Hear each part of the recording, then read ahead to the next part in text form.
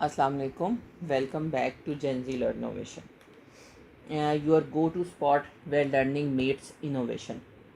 Imagine करो कि आप लोग अपना कोई बिज़नेस स्टार्ट करते हो और वो बिज़नेस किसी प्रोडक्ट का भी हो सकता है, किसी सर्विसेज का भी हो सकता है। अब कोई भी प्रोडक्ट है जो आपने डिलीवर करनी है अपने कस्टमर्स को। अब कस्टमर आपके कंट्री में भी है और इंटरनेशनली भी है, कि मतलब आप ग्लोबली भी डील कर रहे हो। तो अब सोचो कि ये सब कुछ किस तरह से पॉसिबल होगा, आप किस तरह से अपनी प्रोडक्ट डिज़ाइन करवाओगे और किस तरह से अपने कस्टमर को डिलीवर करोगे। और अभी इसमें इस वीडियो में जो हम कंप्लीट करेंगे वो हम कॉमर्स के कॉन्सेप्ट को करेंगे। अब जैसे सी का सिलेबस है, उसमें उन्होंने कॉमर्स के कंप्लीट सिलेबस को 15 टॉपिक्स में डिवाइड किया हुआ है। तो हम अपने बिज़नेस, जैसे अभी हमने बात की कि अगर आप अपना बिज़नेस स्टार्ट करते हो तो उसी एग्जाम्पल में मेजॉरिटी टॉपिक्स को कवर करने की कोशिश करेंगे कि वो किस तरह से एक दूसरे से लिंक्ड होते हैं। अब जैसे हमारी सबसे पहली जो चीज़ आ जाती है हम लोग बिज़नेस के बारे में, कि अगर आप कोई भी बिज़नेस करते हो तो आप कोई प्रोडक्ट बना रहे होते हो, प्रोडक्शन हो रही होती है। अब चीज़ें जब प्रोड्यूस हो जाती हैं तो उसके बाद आपने कस्टमर्स को डिलीवर करनी होती हैं। अब कस्टमर को डिलीवर करने के लिए रिटेलर्स होते हैं, क्योंकि रिटेलर्स का डायरेक्टली लिंक होता है कंज्यूमर के साथ। उसके बाद ये आ जाता है कि जैसे अगर आपने प्रोडक्ट बना लिए, कंज्यूमर तक पहुंच गए। अब कंज्यूमर कुछ आपके नेशनली होंगे जो विद इन कंट्री होंगे, और कुछ कस्टमर्स आपके ऐसे होंगे जो कि ग्लोबली होंगे। अब जो कंट्री के अंदर आपके कस्टमर हैं, कि लोकल आपके जो कस्टमर होंगे उनके डॉक्यूमेंट ऑफ ट्रेड थोड़े डिफरेंट होंगे, क्योंकि उनके लिए आपको इनवाइस पेमेंट वगैरह चाहिए होगा। लेकिन अगर आप इंटरनेशनल ट्रेड कर रहे हो जिसमें एक्सपोर्ट इंपोर्ट आ जाता है, तो फिर आपकी डॉक्यूमेंटेशन थोड़ी ज़्यादा होती है, उसमें लीगल रिक्वायरमेंट थोड़ी ज़्यादा होती हैं इन कंपैरिजन टू लोकल, आप अगर लोकली डील कर रहे हो तो।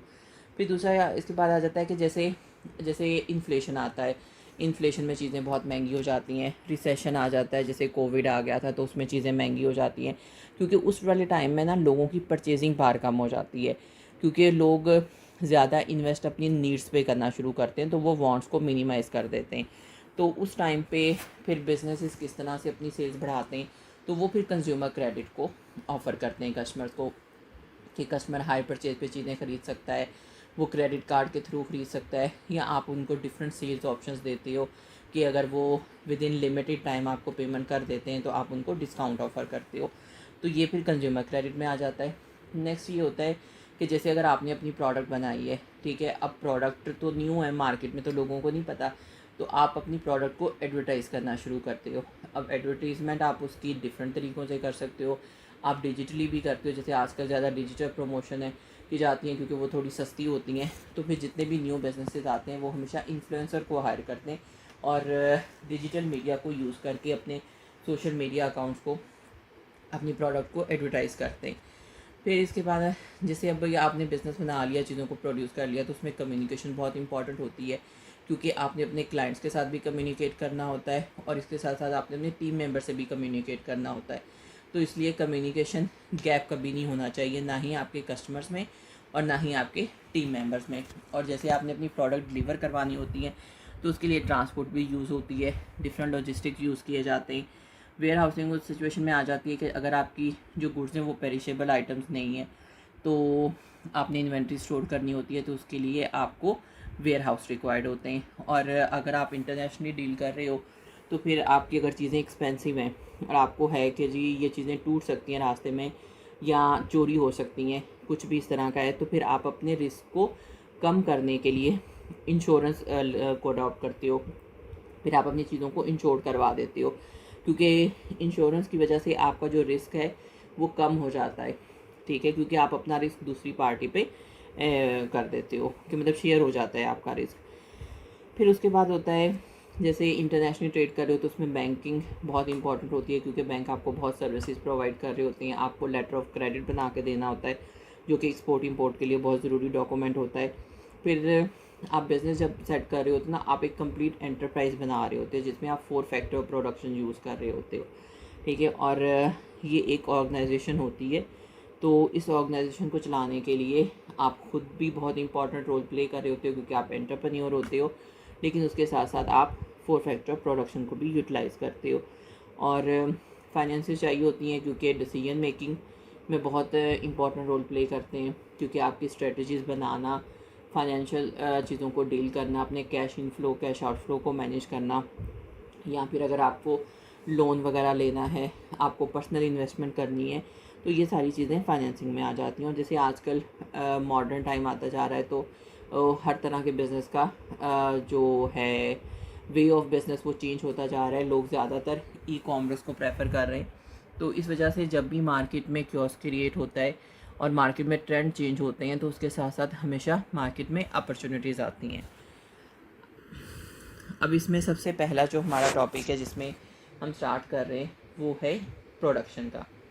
अब देखो, जो प्रोडक्शन है ना, हर चीज़ जो है ना हमेशा प्रोडक्शन से स्टार्ट होती है, क्योंकि यही वो मेन प्रोसेस होता है जिसके ज़रिए हम चीज़ों को या सर्विसेज को प्रोड्यूस करते हैं। और चीज़ें और सर्विसेज हमेशा कस्टमर की नीड्स और वांट्स बेस पे बनाई जाती हैं।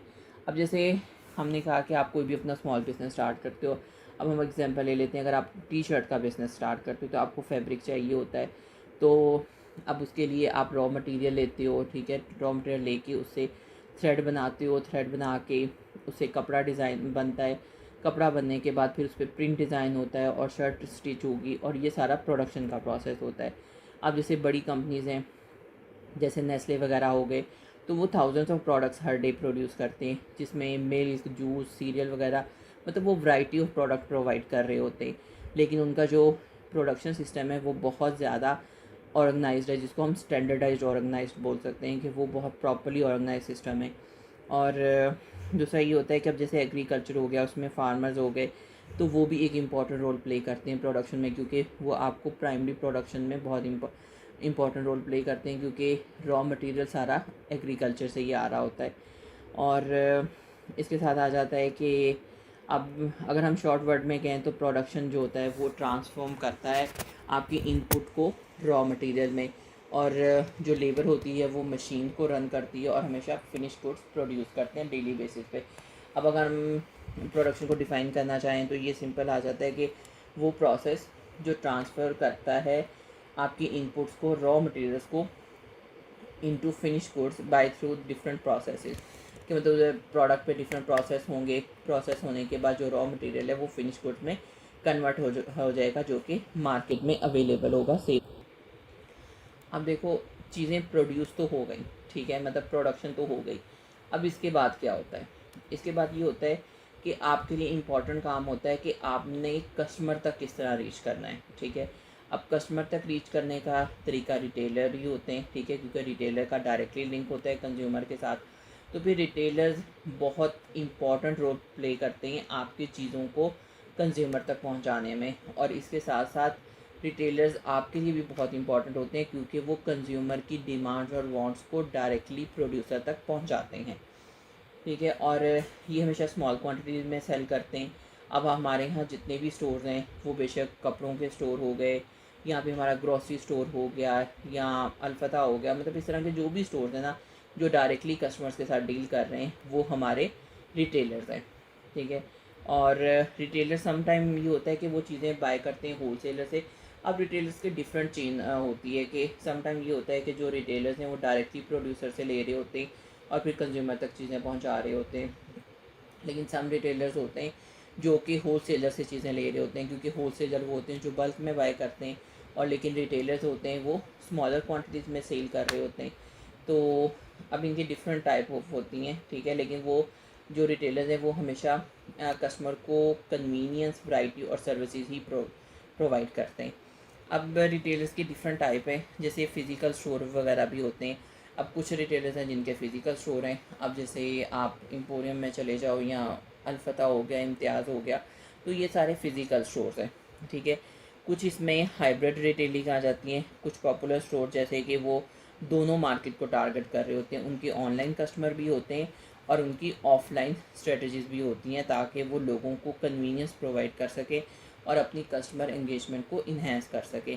कि मतलब उन्होंने अपनी कस्टमर बेस ज़्यादा बनानी होती है, तो वो हमेशा ऑनलाइन भी प्रोवाइड होते हैं और वो आपको ऑफलाइन सर्विसेज भी दे रहे होते हैं। अब जैसे कपड़ों के जितने भी ब्रांड्स देख लो, वो सबकी ऑनलाइन फैसिलिटी भी, आप ऑनलाइन भी बाय कर सकते हो और आप उनका स्टोर विज़िट करके भी बाय कर सकते हो। तो वो हाइब्रिड रिटेलिंग आ जाती है। अब ऑनलाइन रिटेलर होते हैं जो सिर्फ ऑनलाइन ही अवेलेबल हैं, जिनमें अमेज़ॉन, वॉलमार्ट वगैरह आ जाते हैं, ठीक है। उनके पास चीज़ें बहुत ज़्यादा होती हैं, वैरायटी में चीज़ें प्रोवाइड कर रहे होते हैं। सर्विसेज बहुत अच्छी दे रहे होते हैं, लेकिन ये कि वो सिर्फ आपको ऑनलाइन सर्विसेज ही देंगे। तो अब जैसे अमेज़ोन हो गया, दराज हो गया, ठीक है, और वॉलमार्ट हो गया, तो ये सारे आपके ऑनलाइन रिटेलर्स हैं जो आपको ऑनलाइन सर्विसेज प्रोवाइड कर रहे हैं।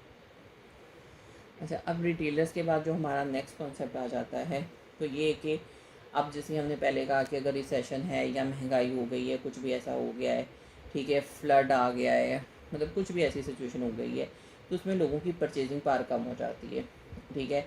और समटाइम ये होता है कि जैसे जॉब होल्डर्स होते हैं या कुछ होते हैं, उनका एंड ऑफ द मंथ हमेशा पैसे ख़त्म हो जाते हैं। तो फिर इसका क्या सलूशन है? अगर उनको कोई चीज़ फौरी बाय करनी है और लेकिन उनके पास पैसे नहीं है, तो उस सिचुएशन में कंज्यूमर क्रेडिट होता है, ठीक है। आप हमेशा अपने कंज्यूमर को अलाउ करते हो कि वो बाय अभी कर ले, लेकिन उसकी अमाउंट वो बाद में पे करेगा। अब वो जो अमाउंट है वो आप बैंक लोन्स के थ्रू भी पे कर सकते हो, आपके क्रेडिट कार्ड के थ्रू भी होती हैं, या फिर डिफरेंट इंस्टॉलमेंट प्लान होते हैं। अब जैसे अगर आप कोई लैपटॉप बाय करते हो दराज से मंथली इंस्टॉलमेंट्स पे, तो वो फिर कंज्यूमर क्रेडिट होगा, ठीक है। इसके साथ साथ ये हमेशा हेल्प करता है परचेजिंग पावर को इंक्रीज़ करने में। और लेकिन आपको पता है कि कोई भी चीज़ हमेशा फ्री में नहीं आती। अगर अभी वो आपको आसानी प्रोवाइड कर रहा है और आपको इंस्टॉलमेंट्स में देनी पड़ रही हैं, तो उसके अगेंस्ट आपकी रिस्पॉन्सिबिलिटी भी होती है, क्योंकि आपको एक तो मंथली पेमेंट देनी होती है और हमेशा उसमें इंटरेस्ट प्लस अमाउंट होती है। वो कभी भी उतनी सेम अमाउंट नहीं होती जो आप पे कर रहे होते हो।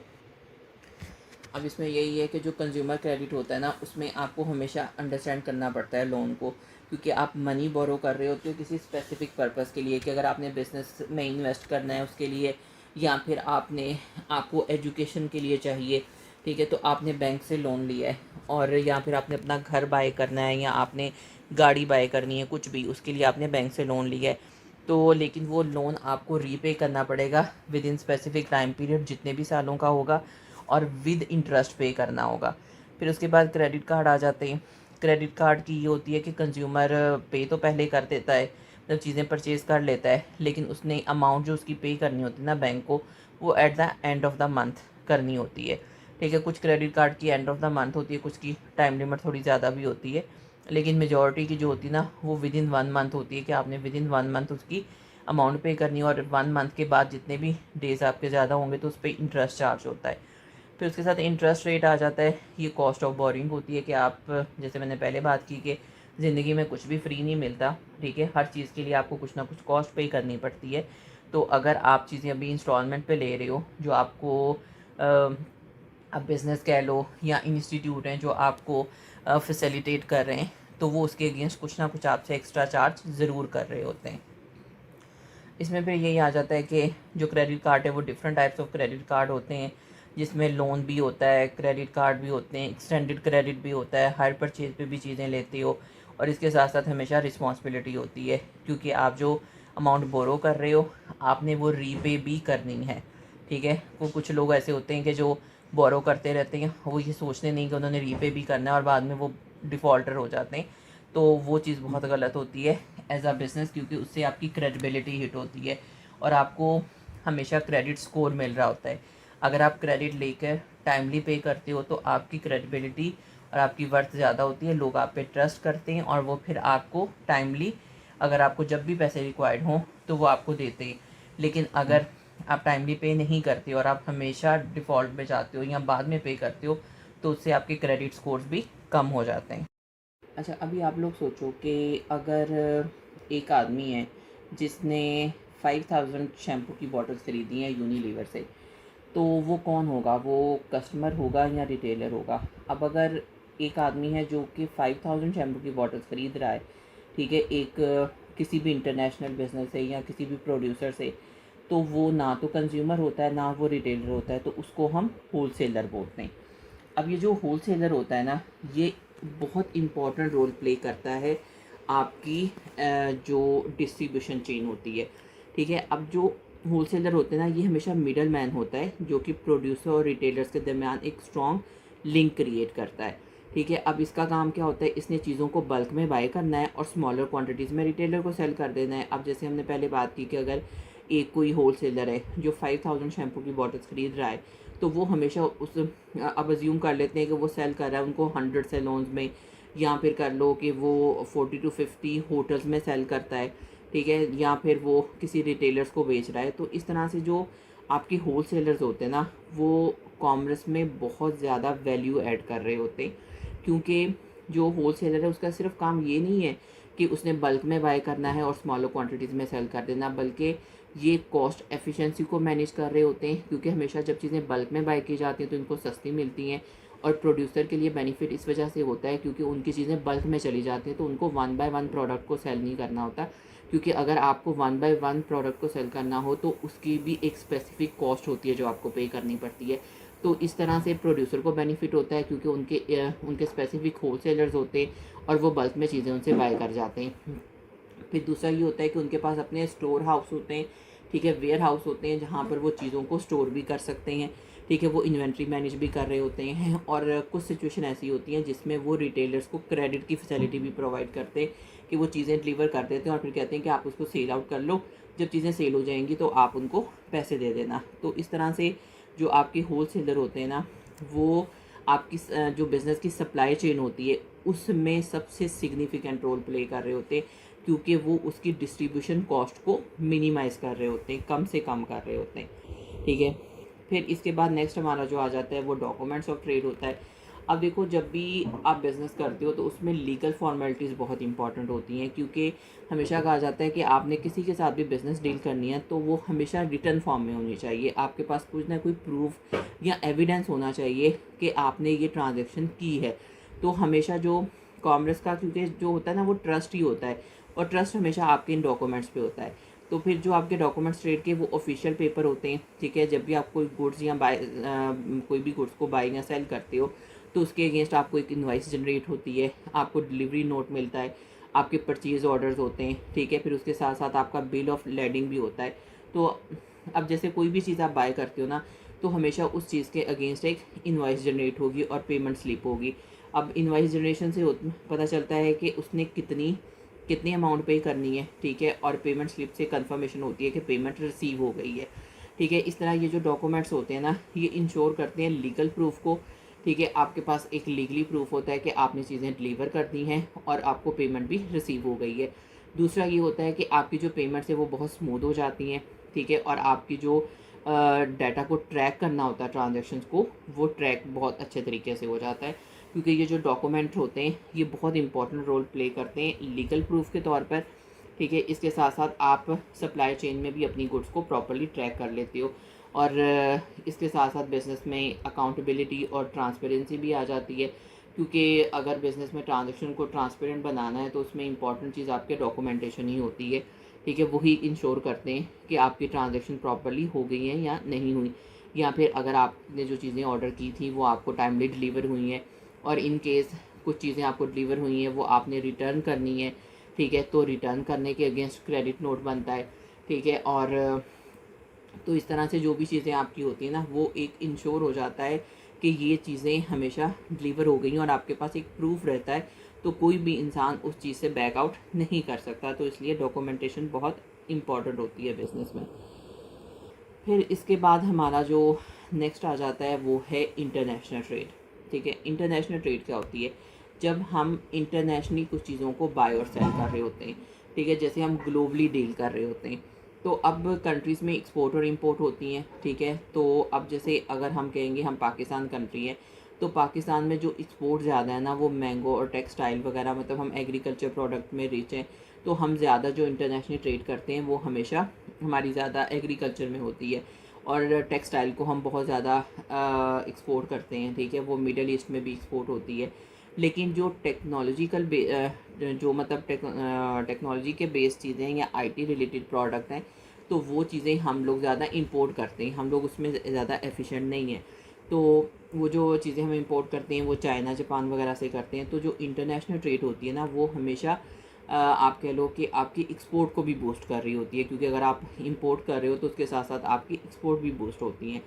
तो जब भी आपकी इंटरनेशनल ट्रेड होगी तो उससे आपकी इकोनॉमी पे बहुत अच्छा इम्पैक्ट आता है, क्योंकि अगर आपकी एक्सपोर्ट बढ़ती हैं, ठीक है, क्योंकि एक्सपोर्ट माइनस इंपोर्ट जो होता है ना, वो आपका बैलेंस ऑफ ट्रेड होता है। और अगर एक्सपोर्ट ग्रेटर देन इम्पोर्ट हैं तो इट मीन्स आपका बैलेंस ऑफ जो ट्रेड है वो फेवरेबल है, वो आपकी फेवर में। इट मीन्स कि ज़्यादा डॉलर आपकी कंट्री में आ रहे हैं और जो आप डॉलर्स पे कर रहे हो वो कम है, ठीक है। तो इस वजह से जितनी एक्सपोर्ट ज़्यादा होंगी इंपोर्ट से, उतना आपका बैलेंस ऑफ जो पेमेंट होता है वो फेवरेबल होता है और उससे हमेशा जॉब्स क्रिएट होती हैं, ठीक है। आपके ग्लोबल कनेक्शंस क्रिएट होते हैं और इसके साथ साथ ये होता है कि देखो, जब भी एक्सपोर्ट होगा ना चीज़ें, तो इसका मतलब है आपकी चीज़ें ज़्यादा बाहर जा रही हैं, जिसकी वजह से आपके लोकल बिजनेसेस ज़्यादा इंप्रूव करेंगे। अगर लोकल बिजनेस ज़्यादा होंगे तो लोगों को एम्प्लॉयमेंट्स मिलेंगी, लोगों को जॉब मिलेगी, ठीक है, जिससे एम्प्लॉयमेंट रेट बढ़ेगा, लोग स्किल्ड होंगे, ठीक है, लोगों के पास पैसा आएगा, उनकी परचेजिंग पावर ज़्यादा होगी, वो आपकी प्रोडक्ट को परचेज़ करेंगे। तो इस तरह से जो इकोनॉमिकल ग्रोथ होती है तो आपकी इकोनॉमी पे बहुत अच्छा इम्पैक्ट आता है और इकोनॉमी बूस्ट करती है, ठीक है। और आपके जब ग्लोबल कनेक्शन होते हैं तो उससे नेटवर्क स्ट्रॉन्ग होते हैं, लोगों का आप पे ट्रस्ट होता है, ठीक है। तो ट्रस्ट बिल्ड होने की वजह से फिर आपको ज़्यादा ऑर्डर्स भी मिलते हैं। अब इसमें आ जाता है कि अगर हम ट्रेड डेवलपमेंट में देखें तो इनका मेन माइलस्टोन क्या होता है। सबसे पहले तो होलसेलर होते हैं, क्योंकि होलसेलर सप्लाई चेन में बहुत इंपॉर्टेंट रोल प्ले कर रहे होते हैं। जैसे हमने पहले कहा है कि जो सप्लाई चेन को कॉस्ट इफ़ेक्टिव बनाने में सबसे इम्पॉर्टेंट रोल होलसेलर का ही होता है, ठीक है। उसके बाद आपके जो ऑफिशियल डॉक्यूमेंट्स होते हैं वो हमेशा आपकी ट्रांजैक्शन को स्ट्रीमलाइन बनाते हैं और आपकी जो लीगल रिक्वायरमेंट है वो पूरी होती हैं। फिर इसके साथ आ जाती है इंटरनेशनल ट्रेड की ग्रोथ। जब भी इंटरनेशनल ट्रेड बढ़ेंगी तो पाकिस्तान को हमेशा क्रॉस बॉर्डर ट्रेड होंगी, ठीक है। एक्सपोर्ट इंक्रीज़ होंगी तो बेनिफिट होगा, अगर इंपोर्ट इंक्रीज़ होंगी तो वो पे बैलेंस ऑफ ट्रेड फेवरेबल नहीं होता। इसके साथ आ जाता है कि जब आप इंटरनेशनल ट्रेड करते हो तो ज़ाहिर है एक्सपोर्ट्स को एक्सपेंशन मिलती है, ठीक है। उससे आपकी इकोनॉमिक ग्रोथ सिग्निफिकेंटली होती है, जिससे आपका जीडीपी रेट भी बढ़ जाता है, जिसको हम ग्रॉस डोमेस्टिक प्रोडक्ट बोलते हैं। अच्छा, अब देखो कि जब भी हमें प्यास लगती है, ठीक है, तो सबसे पहले हमारे दिमाग में जो नाम है ना वो कोक आता है, ठीक है। और अगर हमें भूख लगेगी तो हम सबसे पहले केएफसी मैकडॉनल्ड के बारे में सोचेंगे। तो ये जो चीज़ होती है ना, ये पावर ऑफ एडवर्टीज़मेंट होती है कि उन्होंने अपनी प्रोडक्ट को प्रमोट ही ऐसे किया है कि उनका जो एक सिग्निफिकेंट इम्प्रेशन है ना वो हमारे दिमाग में बैठ गया हुआ है। क्योंकि एडवर्टीज़मेंट का मतलब होता है कि आपने ऐसी एडवर्टीज़मेंट बनानी है जो लोग परसीव करते हैं, ठीक है, आपके ब्रांड को वो किस तरह से परसीव करते हैं। और अब जो एडवर्टीज़मेंट होती है वो डिफरेंट आप कह लो कि मीडिया के थ्रू प्रमोट की जाती है। जैसे टीवी पे होता है, सोशल मीडिया होते हैं, बिलबोर्ड्स होते हैं, इन्फ्लुएंसर्स होते हैं। अब जैसे आप लोग भी देखो कि अगर एक एडवर्टीज़मेंट है आप बार बार टीवी पे देख रहे हो तो वो चीज़ आपके दिमाग में रह जाती है। जैसे बार बार एक सेम यू फ़ोन की चलती है कि यू फ़ोन तुम ही तो हो, ठीक है। तो इस तरह के जो स्लोगन होते हैं ना वो फिर आपके दिमाग में बैठ जाते हैं। आप जहाँ कहीं भी देखोगे वो चीज़ आपको अपनी आंखों के सामने ही लगती है, क्योंकि वो आपने बार बार देखी होती है। और जो एडवर्टीज़मेंट होती है उसका मेन काम ये होता है कि उसने इमेज बिल्ड करना है प्रोडक्ट का, ठीक है, लोगों में अवेयरनेस क्रिएट करनी है। और सबसे इम्पॉर्टेंट जो रोल होता है एडवर्टीज़मेंट का वो ये होता है कि उसने सेल्स को इन्हेंस करना है। अब जैसे इन्फ्लुएंसर्स के थ्रू जितने भी बिजनेसेस हैं वो पीआर के लिए प्रोडक्ट भेजते हैं। तो आप देखो कि जब भी हम रील्स देख रहे होते हैं तो वो सम टाइम होता है कि एक ही प्रोडक्ट बार बार आ रही होती है, ठीक है। डिफरेंट इन्फ्लुएंसर एक ही प्रोडक्ट को बार बार वो कर रहे होते हैं एडवर्टाइज। तो जब एक प्रोडक्ट को हम बार बार देखते हैं तो हम उसकी इम्पल्स बाइंग कर लेते हैं। समटाइम हमें उसकी ज़रूरत भी नहीं होती, लेकिन उस एडवर्टीज़मेंट के बेस पे ही हम उस चीज़ को बाय कर लेते हैं। इसके अलावा एडवर्टीज़मेंट में ना इमोशंस का और कल्चर का बहुत इंपॉर्टेंट रोल होता है। अब जैसे कोको कोला की ऐड जो ईद की चलती है तो उसमें वो हमेशा इमोशन और कल्चर को डिपिक्ट कर रहे होते हैं, ठीक है। वो इमोशन, कल्चर और ब्रांड, इन तीनों चीज़ों को आपस में कंबाइन कर देते हैं। तो जहाँ इमोशन बिल्ड होते हैं ना वहाँ पे हमेशा उस प्रोडक्ट को सिंपैथी मिलती है, ठीक है। तो उसकी वजह से उसकी सेल्स इंक्रीज़ हो जाती हैं। और इमोशनली ये भी होता है कि जैसे चॉकलेट वगैरह की कमर्शियल आती है, ठीक है। तो चॉकलेट में वो हमेशा दिखाते हैं कि आपने अपनी फैमिली मेम्बर्स को देना है, कोई बाहर से आ रहा है फॉरेन कंट्री से तो वो आपके लिए लेकर आ रहा है, तो वो भी एक इमोशन जुड़ते हैं, ठीक है, जिसकी वजह से आप उन इमोशंस में आके उन चीज़ों को प्रेफर करना शुरू कर देते हो। तो इस तरह एडवर्टीज़मेंट का बहुत सिग्निफिकेंट रोल होता है आपकी सेल्स को इंक्रीज़ करने में या डिक्रीज़ करने में। अगर तो नेगेटिव एडवर्टीज़मेंट हो जाए तो वो फिर आपकी सेल्स को भी तबाह कर देती हैं। अब जैसे एक एडवर्टीज़मेंट थी, एडवर्टीज़मेंट नहीं थी, वो एक आप कह लो कि मैसेज ही था कि एक वो जो प्लेयर था, अब उसका नेम नहीं मुझे याद, लेकिन उसने कोक की बोतल को उठा के पानी की बोतल रख दी थी, तो उसकी वजह से कोक की सेल्स मिलियंस में कम गई थी। ठीक है, तो ये एक इम्पैक्ट होता है सिर्फ आप कह लो कि एक मैसेज जो उसने डिलीवर किया, क्योंकि लोग उसको बहुत ज़्यादा एडमायर करते थे, लोग उसके बहुत ज़्यादा फॉलोअर थे। तो जब उन्होंने देखा कि हमारा हीरो मेन उस प्रोडक्ट को यूज़ नहीं कर रहा, तो सब लोगों ने उसको जो प्रोडक्ट है उसको छोड़ना शुरू स्टार्ट कर दिया था। तो इस तरह से वो नेगेटिव इम्पैक्ट होता है। ठीक है, अब इसमें आ जाती है कि अब जो एडवर्टीज़मेंट होती है ना, वो हमेशा कंज्यूमर की परसेप्शन को बिल्ड करने में बहुत रोल प्ले करती है। इसके साथ साथ हम डिफरेंट मीडिया चैनल यूज़ करते हैं जिनके थ्रू ब्रांड अपना मैसेज कन्वे करता है। ठीक है, और वो हमेशा अपना एक इमोशनल कनेक्शन जोड़ने की कोशिश करता है लोगों के साथ, जिसकी वजह से लोग फिर ज़्यादा चीज़ों को परचेज़ करते हैं। अब इसके बाद नेक्स्ट आ जाता है कि आपके डिफरेंट टाइप ऑफ एडवर्टीज़मेंट क्या है। अब इसमें प्रिंट मार्केटिंग है। अब जो ट्रेडिशनल था ना मार्केटिंग का मेथड, वो प्रिंट मार्केटिंग थी, जिसमें आपके न्यूज़पेपर में एडवर्टीज़मेंट आती थी या मैगज़ीन प्रिंट होते थे, तो वो ट्रेडिशनल तरीका था और वो उसके थ्रू ब्रांडिंग वगैरह होती थी। लेकिन आजकल है वो डिजिटल मार्केटिंग का टाइम है, जिसकी वजह से ऑनलाइन एडवर्टीज़मेंट होती है। अब डिजिटल मार्केट में ये होता है कि आपकी ऑडियंस ज़्यादा हो गई है, आप इंटरनेशनली, ग्लोबली और लोकली सारी चीज़ मार्केट को टारगेट कर रहे होते हो। ठीक है, तो आपकी जो टारगेट स्ट्रेटजीज़ हैं वो भी उसी तरह से डिज़ाइन की जाती हैं।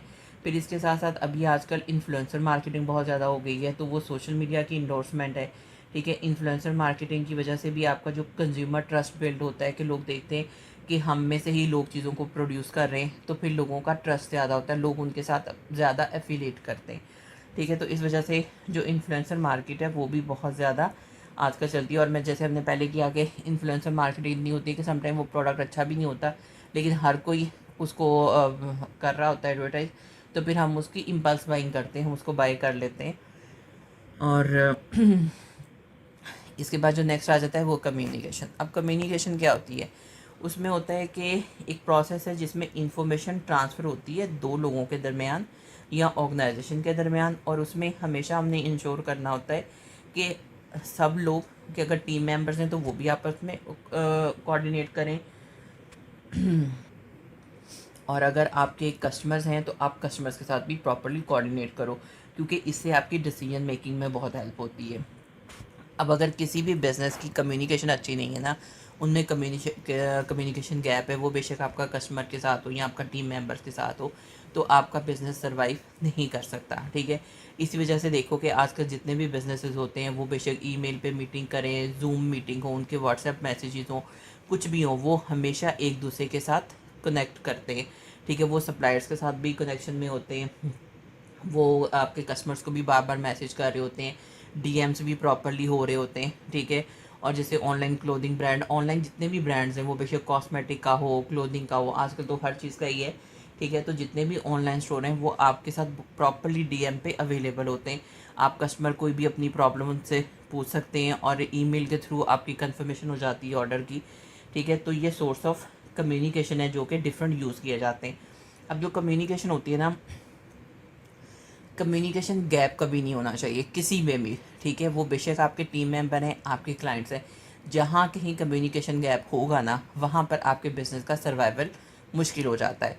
ठीक है, क्योंकि अगर कम्युनिकेशन गैप है तो उसकी वजह से आपका रिस्पॉन्स रेट कम हो जाता है। ठीक है, अगर आप अपने कस्टमर को प्रॉपरली रिस्पॉन्स ही नहीं करोगे तो फिर लोग आपसे इंटरेस्ट, क्योंकि देखो आजकल ऑनलाइन सब कुछ अवेलेबल है, अगर आप एक के साथ एक से मैसेज करो और वो आपका टाइमली रिप्लाई ना करे, तो पर्सनली हम खुद, हमारी पर्सनल जो ईगो है वो वैसे ही हिट हो जाती है कि लो इसने हमें रिप्लाई नहीं किया तो नेक्स्ट टाइम हम इनसे चीज़ें बाय नहीं करेंगे। तो ये जो चीज़ है ना, ये सब कस्टमर के अंदर होती है। तो इसलिए बिजनेसेस के लिए बहुत इंपॉर्टेंट होता है कि कस्टमर को टाइमली रिप्लाई करना और उनकी सब क्यूरीज़ को रिजॉल्व करना। ठीक है, और बिज़नेस में तो हम वैसे ही कंसीडर करते हैं कि जी जो हमारा कस्टमर है ना वही हमारा मेन बॉस है, क्योंकि कस्टमर से ही हमने रेवेन्यू जनरेट करना है, तो कस्टमर जो भी कहता है वो राइट ही है, क्योंकि कस्टमर कभी गलत नहीं हो सकता। मार्केटिंग का रूल है कि कस्टमर कभी भी गलत नहीं हो सकता, और आपका जो रियल बॉस है ना वो आपका कस्टमर होता है। जो कस्टमर की डिमांड है, जो उसकी वांट है, उसको आपने फुलफ़िल करना है जैसे भी करो। अब इसमें कम्युनिकेशन में वर्बल कम्युनिकेशन आ जाती हैं, ठीक है, वो स्पोकन भी होती हैं, रिटन वर्ड्स में भी होती हैं। तो उसकी वजह से ना हमारी जो थॉट और आइडिया ना वो क्लियरली एक्सप्रेस भी हो जाते हैं और हमारा मैसेज भी दूसरे को डिलीवर हो जाता है। ठीक है, क्योंकि उसको हमारी टोन भी समझ में आती है और उसको हमारा लैंग्वेज स्टाइल भी समझ में आता है। लेकिन कुछ नॉन वर्बल क्यूज़ होते हैं, जैसे कि उसकी बॉडी लैंग्वेज, ठीक है, उसके जेस्चर वगैरह, ठीक है, उसके फेस एक्सप्रेशंस वगैरह, तो वो सारी चीज़ें समझ के भी ना उनसे भी आपका मैसेज बहुत बड़ा कन्वे हो जाता है। ठीक है, और इसके बाद डिजिटल कम्युनिकेशन प्लेटफॉर्म आ जाते हैं, जिसमें सोशल मीडिया है, आपकी ईमेल है, वीडियो कॉन्फ्रेंस है। ठीक है, आप फेस टू फेस इंटरेक्शन कर लेते हो। अगर आपके कस्टमर दूसरी एरिया में बैठे हुए हैं तो ज़रूरी नहीं है कि आप ट्रैवल करके वहाँ पे जाओ, आप ऑनलाइन मीटिंग्स करके अपनी चीज़ों को सॉल्व कर सकते हो। आजकल इंटरनेशनली सारी चीज़ें हो रही हैं, तो फिर उसके लिए फ़ेस टू फेस मिलना इतना ज़रूरी नहीं होता। अब जो कम्युनिकेशन है वो क्यों इम्पॉर्टेंट है बिज़नेस में, क्योंकि इसकी वजह से अगर आपकी कम्युनिकेशन प्रॉपरली होगी ना तो आप में कन्फ्यूजन नहीं क्रिएट होगी, जिससे मिसअंडरस्टैंडिंग नहीं होगी। ठीक है, और आपके जो डिसीजंस हैं वो बहुत टाइमली आपके हो जाएंगे और बहुत जल्दी हो जाएंगे। उसमें कह लो कि कभी भी वो डिलेज नहीं आएंगे। ठीक है, और आपका ट्रस्ट बिल्ड होगा अपने कस्टमर के साथ भी, अपने टीम मेंबर्स के साथ भी, और इसके साथ जो जितने भी आपके लोग होंगे, मतलब जितने भी स्टेक होल्डर हैं आपके बिज़नेस के, वो हमेशा सेम पेज पे होंगे। और जितना वो सेम पेज पे होंगे उतना आपका जो बिज़नेस का काम है वो स्मूथली रन कर रहा होगा। ठीक है, अब इसके बाद नेक्स्ट आ जाता है हमारा ट्रांसपोर्ट का। अब ट्रांसपोर्ट भी बहुत इंपॉर्टेंट होती है, क्योंकि आपने प्रोडक्ट बना ली, उसको एडवर्टाइज़ कर लिया। ठीक है, एडवर्टाइज़ करने के बाद उसकी आपने स्ट्रेटजीज बहुत अच्छी बना ली। ठीक है, सब कुछ हो गया। अब उसके बाद आपने वो चीज़ें डिलीवर भी तो करनी है अपने कस्टमर को। ठीक है, अब जो डिलीवर करनी है उसमें ट्रांसपोर्ट बहुत इंपॉर्टेंट रोल प्ले करती है, क्योंकि इसमें आपने चीज़ें प्रोड्यूसर से वेयर हाउस तक पहुंचानी है, फिर वेयर हाउस से रिटेलर्स तक जानी है, और रिटेलर से कंज्यूमर के घर तक भी जानी है। तो अब जैसे कह लो कि आपका आपका फूड पांडा है, ठीक है, वो फूड डिलीवर करता है आपके घर पे। ठीक है, तो इस तरह की डिफरेंट चीज़ें, तो ट्रांसपोर्ट बहुत इंपॉर्टेंट रोल प्ले करती है।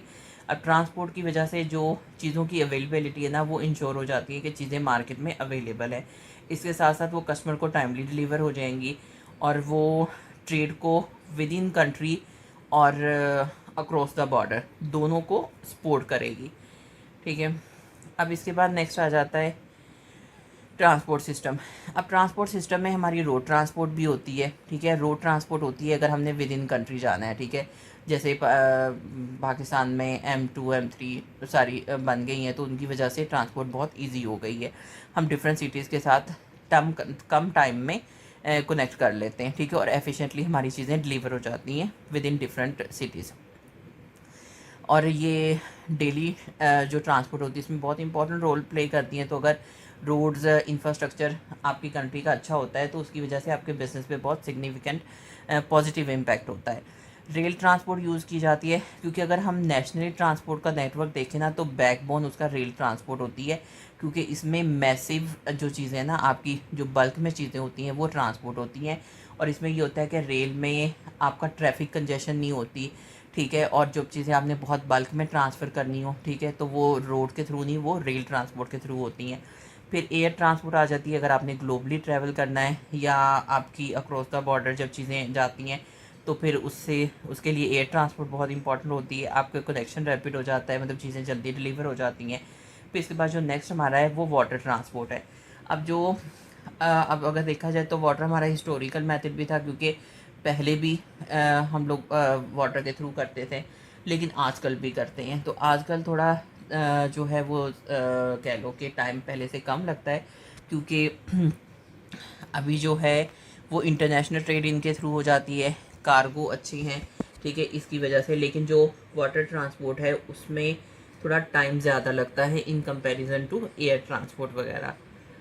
और इसके बाद आ जाता है ट्रांसपोर्ट में इनोवेशन। ठीक है, इनोवेशन ट्रांसपोर्ट में बहुत ज़्यादा आ गई है। जैसे स्टीम इंजन आए 18th सेंचुरी में, तो उससे बहुत ज़्यादा इम्प्रूवमेंट होगी। फिर ऑटोमोबाइल की जो इंडस्ट्री है वो बहुत ज़्यादा प्रमोट कर गई है। ठीक है, और इलेक्ट्रिक कार्स आ गई हैं, जिसकी वजह से हम इको फ्रेंडली हो सकते हैं। ठीक है, इन्वायरमेंट को बचा सकते हैं।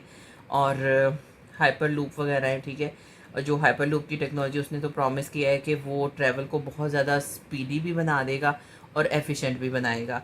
और इसके साथ साथ जैसे अगर अमेज़ोन की एग्जांपल लें तो अमेज़ोन ड्रोन्स को यूज़ कर रहा है अपने जो ऑर्डर हैं उनको टाइमली डिलीवर करने के लिए। ठीक है, तो ये मॉडर्न ट्रांसपोर्ट के हैं, क्योंकि ट्रांसपोर्ट में भी वक्त के साथ साथ इनोवेशन होती जा रही है, क्योंकि ट्रांसपोर्ट जितनी ज़्यादा तेज़ होगी उतनी जल्दी हम अब चीज़ों को डिलीवर कर सकते हैं। ठीक है, तो इसलिए ट्रांसपोर्ट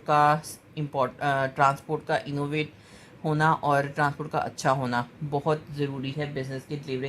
क्योंकि देखो, जब आप चीज़ें बना लेते हो ना, चीज़ें बन जाती हैं टाइम पर, और वो आपके कस्टमर वो तक भी पहुंच जाती है, रिटेलर तक भी पहुंच जाती हैं, लेकिन चीज़ों का टाइमली कस्टमर तक पहुंचना भी बहुत ज़रूरी है। ठीक है, वो कस्टमर बेशक आपका कंट्री के अंदर बैठा हुआ है या वो ग्लोबली है, उस तक भी आपकी चीज़ों का जल्दी पहुंच जाना बहुत ज़रूरी है। क्योंकि अगर आप ज़्यादा टाइम लोगे डिलीवरी में तो लोग आपसे मतलब चीज़ें प्रेफर नहीं करते। क्योंकि देखो, आप खुद सोचो कि कोई भी चीज़ हम बाय करते हैं तो हमें बड़ी जल्दी होती है वो चीज़ हम तक पहुंच जाए, हमारे लिए बहुत मुश्किल होता है उसका बहुत दिनों तक वेट करना। ठीक है, तो जितना जल्दी चीज़ें ट्रांसपोर्ट होंगी उतनी जल्दी आपकी ज़्यादा सेल्स होंगी। और इसी चीज़ पे अमेज़ोन काम कर रहा है कि अमेज़ोन ने अब ड्रोन्स के थ्रू करती है तो वो डिलीवरी बहुत जल्दी कर देते हैं। ठीक है, जिनकी वजह से बिज़नेस को बहुत ज़्यादा ग्रोथ होती है। That's it for today's lesson. Keep practicing, stay consistent, and don't forget to like, share, and subscribe to Gen Z Learnovation, where